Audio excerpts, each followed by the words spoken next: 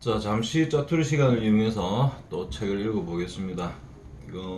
이 영상은 누구를 위한 영상이 아니라, 누구를 위한 영상이지? 누구를 위한 영상이냐면 바로 저를 위한 영상입니다. 미래의 내가 나를 봤을 때 열심히 살았구나 라고 얘기할 수 있으면 좋겠습니다. 얼굴이 되게 뚱뚱하게 나오네. 이야, 이 책이 학원에 있던 책인데 저희가 이제 중고 서점에서 구매를 했는데 요 안에 이렇게 대박이죠. 1975년 Love and Happy Birthday to John from Grandma and Grandpa라고 되어 있습니다. 보이시죠?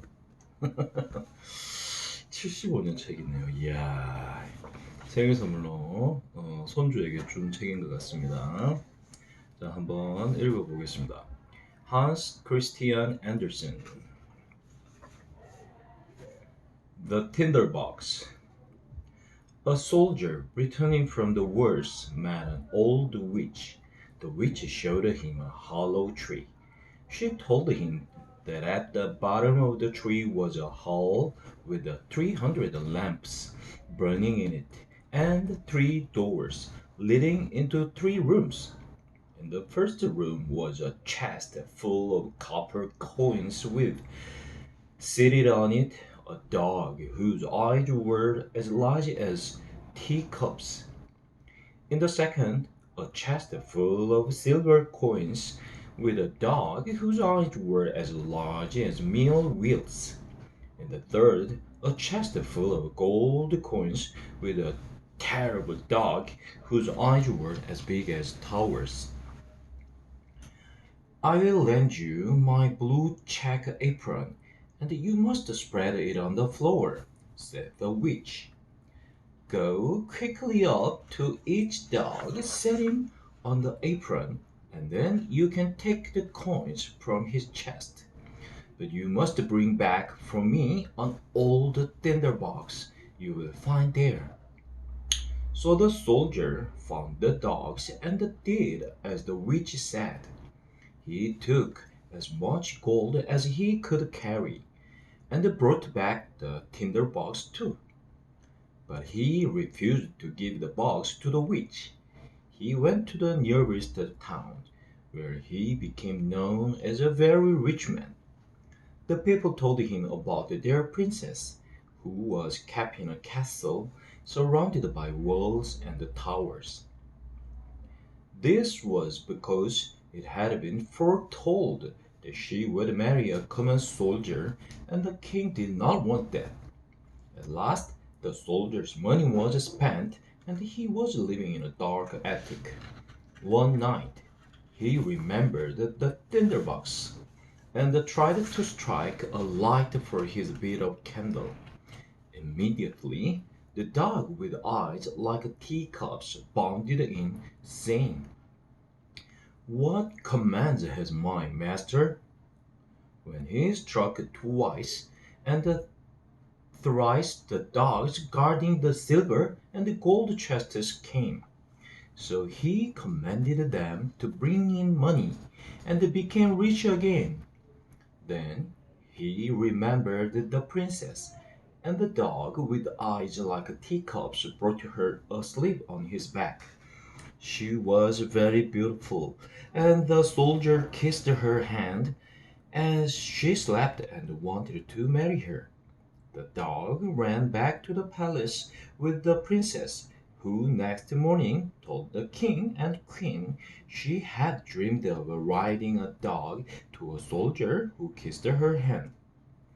The queen filled a little bag with a white flour, and that evening, while the princess slept, she tied the bag to her waist, cutting a little hole in it. When the dog again took the princess to the soldier, the flour dripped out of the bag all the way to the soldier's house. So the king and queen put the soldier in prison to be hanged.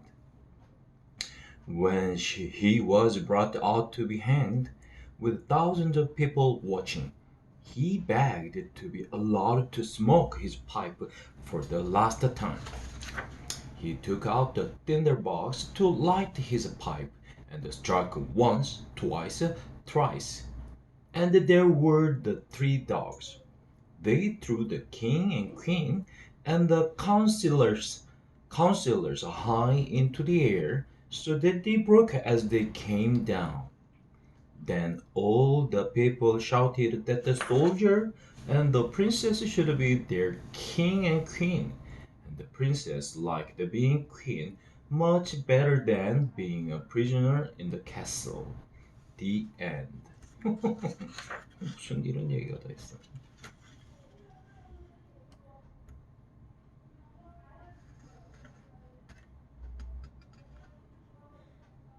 무섭지 않나 얘기가? 퀸과 퀸이 엄마 아빠인데 엄마 아빠를 죽인 솔저랑 결혼을 한다고. 야 이게 뭐 안델슨 동화인데 이거 이제 무서운데 많이 무서운데. The Emperor's New Clothes. Many years ago, there was an emperor who spent all his money on new clothes. He had a different suit for each hour of the day.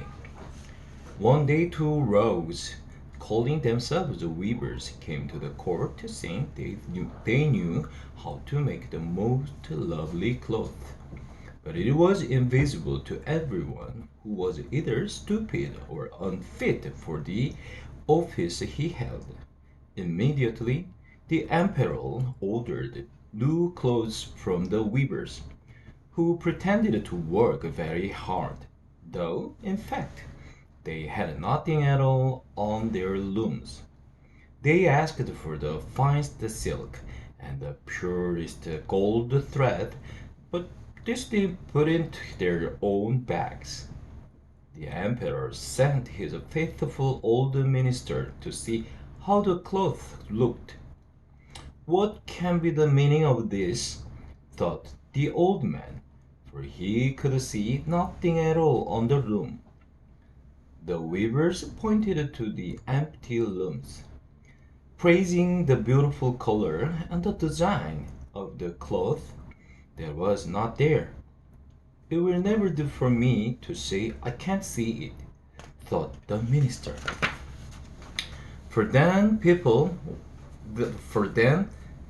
will say I'm stupid and unfit for my office. He went back and told the emperor the cloth was beautiful. Later, the emperor sent another minister, who also was afraid to say that he saw nothing. It's marvelous, he told the emperor. Then the emperor himself went with his two ministers and many attendants. When the weavers saw him coming, they pretended to be working very hard. How beautiful it is, said the ministers, pointing to the empty looms. This is dreadful, said the emperor to himself. I can see nothing. Am I a fool or unfit to be emperor? Nobody must know. To the ministers, he said aloud, looking closely at the looms. Wonderful, magnificent. And all the courtiers repeated his words, for they too were afraid to say they saw nothing. Finally, the weavers came to the emperor pretending to be carrying the clothes. The emperor took off his suit, and the two rogues pretended to dress him in new clothes. How splendid he looks, said the courtiers. All ready for the procession. Don't my new clothes fit well? Don't my new clothes fit well? Said the emperor, looking in the mirror, while his attendants pretended to be lifting his train. So the emperor walked in a procession through the streets of his city, and all the people cried, Oh, how beautiful are the emperor's new clothes!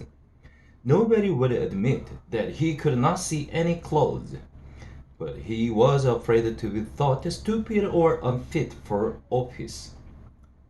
Certainly, none of the emperor's previous suits had made such an impression as this. But the emperor has nothing on at all, said the little child. Listen to the voice of innocence, said her father. But what the child said was whispered from one to another, and at last all the people cried. But he has nothing on. The emperor was angry, for he felt that the people were right, but he thought the procession must go on now, and the lords who attended him took greater pains than ever to appear to be holding up his train, though there was no train to hold.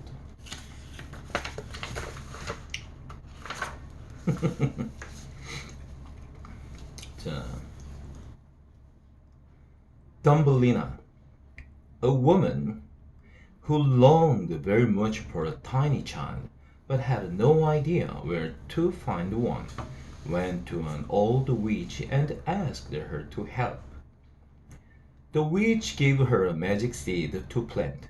The seed grew into a beautiful flower. How lovely, said the woman, and she kissed the colored petals. With a loud snap, the flower, which was in bud, burst right open, and there inside was a tiny girl, no bigger than your thumb. The woman called her Thumbelina and gave her a walnut shell for a cradle. But one night, as the pretty little girl lay asleep, she was taken away by an ugly old toad who wanted to marry Thumbelina to her son. She put Thumbelina on a water lily leaf in the middle of the river, while her son made a home under the mud. But the fishes came and rescued her, and she sailed down the river on her leaf, pulled by a butterfly.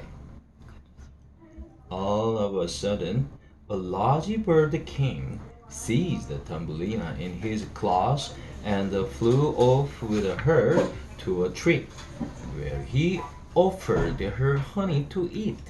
But his friends came along and said, "She looks just like a human being. How ugly she is!" So the bird put her down on a beach and left her. She cried and cried, because the birds said she was ugly. Yet she was the prettiest little girl you can imagine. Thumbelina stayed all summer alone under a clover leaf, living on honey from the flowers and the dew from the leaves. When winter came, a field mouse sheltered her in his warm, cozy hole. The mouse's neighbor was a mole, who wore a beautiful black velvet coat. He was blind, and he fell in love with Thumbelina's voice when she sang to him. The mole dug a long tunnel through the ground from his house to theirs, and told the mouse and the Thumbelina they could walk through it whenever they liked to see him. "There's a swallow in the passage that seems to be dead," he said, "but don't be frightened of it. Perhaps it died of cold and was buried there." Thumbelina was very sorry for the swallow. She covered him in leaves and down to keep him warm. Now the bird was not dead after all, and when he got warm, he woke up. Thumbelina looked after him all through the winter, and when the summer came he said goodbye, thanked her, and flew away, singing happily. Thumbelina was very sorry when he went. The mole wanted to marry Thumbelina, but she did not like this, and thought all the time about her lovely swallow. I want to marry him, she told the mouse, the mole's friend. You must, or I'll bite you with my sharp white teeth. The mole is very handsome, and his house has lots of rooms. So poor Thumbelina, weeping, weeping, got ready to marry the mole, and the 4 spiders came to spine until her wedding dress of gossamer was made. Thumbelina gazed at the sky and longed to see the swallow once more, but it was summer and he did not come. At last, in the autumn, everything was ready. Thumbelina knew that she would have to live under the earth with the blind mole, who did not like the sunshine, so she went out to look at the sun for the last time. Goodbye, beautiful sun, she said. Goodbye, she said to a red poppy growing in the field. Say goodbye from me to the swallow if you see him. But just at that moment, over her head, she heard tweet, tweet. There was her friend, the swallow, just passing by to a warmer country because winter was coming again. Thumbelina told him she did not want to marry the mole and live in the dark underground. Sit on my back and fly with me, said the swallow. So Thumbelina did, and away they flew to a warm country where it was always summer and the flowers were always in bloom. If you would like to live in one of the beautiful white flowers, I will put you in one, and it will make you a beautiful home, said the swallow. I want to help you because you saved my life. That would be lovely, said Thumbelina. Clapping her hands. So the swallow flew down with Thumbelina and put her on the petal of one of the flowers. Imagine her astonishment to see standing in the middle of the flower a little man as handsome and transparent as if he were made of glass. He had a beautiful gold crown on his head and shining wings on his shoulders, and he was no bigger than Thumbelina herself. He was the flower king, and he thought Thumbelina was the prettiest girl he had ever seen. He asked her to be queen over all the flowers. Then he put his golden crown on her head. Out of every flower came a little elf, each with a gift for Thumbelina. The best of all was a pair of wings, so that he could flit from flower to flower. The swallow sat in his nest and sang to them all, and Thumbelina and her king lived happily ever after. The end. 야, 이 안델센 동화 이거 이 어른이 돼서 읽으니까 영 마음에 안 드네요. 아무것도 안 했는데 그냥 꼬리에 앉아 있었는데, 그지? 왕이 와서 결혼해 주세요. 세상에서 제가 본 가장 예쁜 아가씨입니다. 이 아이들이 잘못된 교훈을 주는데 무조건 예뻐야 된다는 교훈인데 좀 거시기 합니다. 그래도 뭐 동화니까 미래의 내가 나를 보고 열심히 했다라고 얘기할 수 있도록 하기 위해서 책을 읽고 있는 중입니다. 비평은 나중에. 오케이, 수고했어.